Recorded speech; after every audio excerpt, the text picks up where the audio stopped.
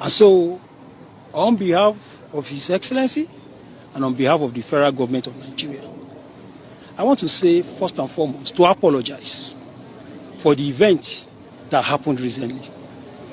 I want to let you know that Nigeria is a responsible country, a country that observes rule and law and observes rule and law of other countries. Nigeria has no interest. Please hear me well. The nation called the Federal Republic of Nigeria has no interest to destabilize South Africa. It's unfortunate that these things are happening the way they're happening.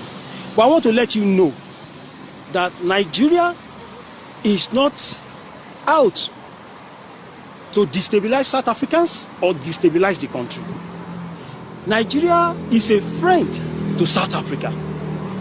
Some of us may not know. I won't go back to the history. But I want to let you know, just as you rightly said, during apartheid,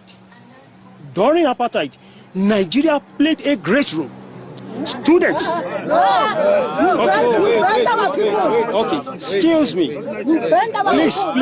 Please. Okay, I won't disagree with you. Please, I will ask you.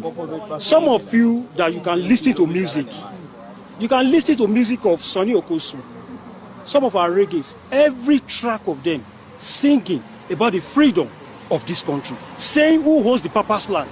South Africans hold the Papa land. So what I'm saying, that Nigeria is a friend of South Africa. We are interested in the progress of South Africa.